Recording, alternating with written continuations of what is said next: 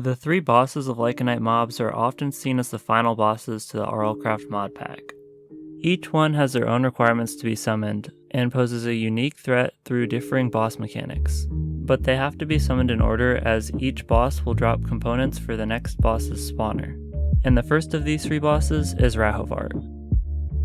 Before you can even think about fighting these bosses, however, you will have to kill the Ender Dragon, as Rahovart's summoning altar requires Ender Biotite to create. Technically though, you could just go into the end and then mine the Ender Biotite and use a warp scroll to get out, but the Ender Dragon does provide a lot of XP, so you might as well kill it while you're in there.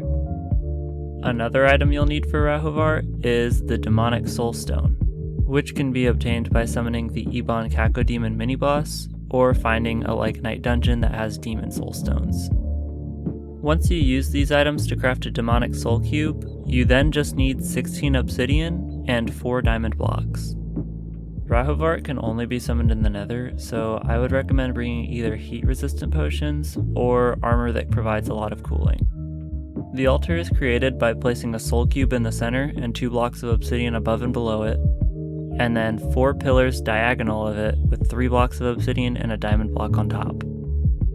You then just need a soul key, and the fight will start as soon as you right-click the soul cube in the center. Once you begin the fight, a giant arena will generate around you, and a green flame pillar will spawn in the center. Watch out for that flame pillar though, because you will spawn pretty close to the center as well, and if the flame pillar touches you, it does a lot of damage. Once he spawns in, there will be 3 phases of the fight, and each phase will be dependent on the current HP of the boss. In all 3 of these phases, the main mechanic you'll want to be looking out for is the green flame orbs. As soon as Rahovart gets 5 flame orbs, he will use an extremely powerful magic attack that will change depending on the phase that he's on. His minions will be the ones giving him flame orbs, as when they spawn in, they will start to get little green flame orbs that rotate around them, and once they get 3, they'll explode shortly after and give the boss a flame orb for each minion that exploded. In his first phase, the minions will just be Belfs, and his ability for gathering 5 flame orbs will be an extremely powerful flame wall that strips all of your potion effects away and does a ton of damage. You can prevent him from doing this by killing all the Belfs before they explode, however he does spawn a lot of them, so that can be hard sometimes. This attack should not at all be underestimated though, because it does hit you multiple times if you don't have a cross necklace. Phase 2 starts when the boss goes under 60% HP, and his new attack is a rotating wall of flame that will basically kill you if you get stuck in it. Instead of Belfs now that explode and gain flame orbs, he'll be spawning behemoths. So if you want to stop him from using that attack, you'll have to kill the behemoths now. If you don't end up killing them, you can always just rotate around the arena in the same direction as the flame, and you will be pretty much golden in terms of dodging it, provided you have enough speed. His final phase, phase 3, will begin at 20% health. Once he gets to this phase, his attack will now be a flame wall half the size as the previous one that doesn't move, but it will stay there forever until the boss dies. These walls can stack up pretty quickly if you just leave the boss alive for a while, but that usually isn't the case, as 20% health isn't really a lot for him to go off of. In this phase, the boss will be spawning Apollons for the flame orbs instead of behemoths.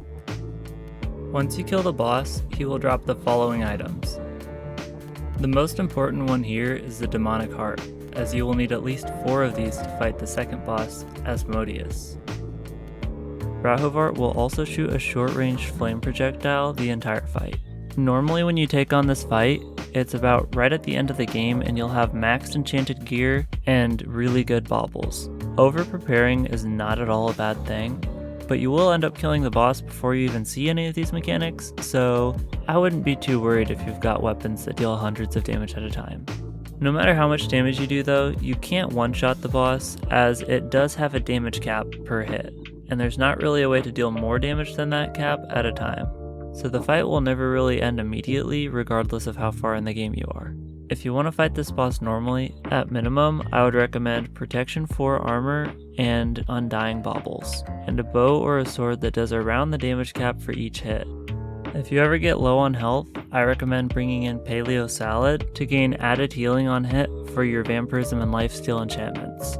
Any other potion effect is great to bring in, Just don't go over the cap of 12 and give yourself potion sickness.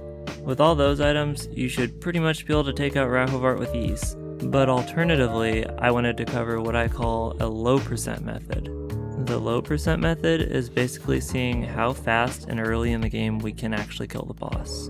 This method is mainly just useful for people who are trying to do everything as fast as they can, but it also makes the fight quite a bit more interactive. For this method, the following items are a must: the invisibility potion, heat resistance potion, ender pearls, and the best bow you can get in the current state of your game. In my case, the best bow I could get was a couple of level 30 enchanting table enchantments merged together on a diamond bow. Optional items that make this a bit easier are the cross necklace, the wither ring, the under armor perk, leather armor, and a notch apple. Leather armor is not very hard to acquire, so getting this will make things quite a bit easier, especially if some mobs that can see through invisibility spawn. And the cross necklace will prevent you from getting hit multiple times by the boss's first flame wall attack. As soon as the fight starts, you'll want to run to the edge of the arena and ender pearl up to a high corner. This corner should be at the complete north, south, east, or west side of the arena. Otherwise, the spinning wall of flame on the second phase will hit you and kill you. Usually you should only be using the corner 3 blocks off the ground, because going too high up will cause you to deal no damage to the boss. Once you find a good spot, turn around and start shooting the boss to deal as much damage as you can with your bow before he starts using his abilities.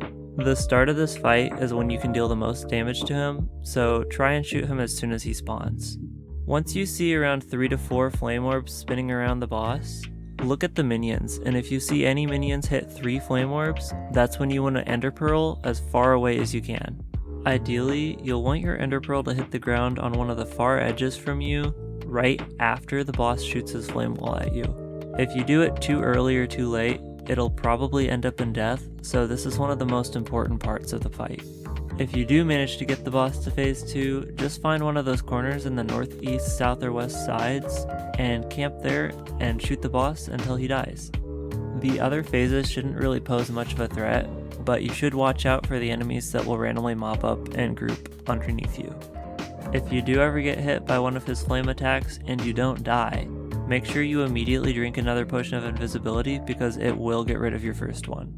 Once the boss dies, you should just be able to ender pearl to the center and grab all the loot, and then probably warp scroll out of there.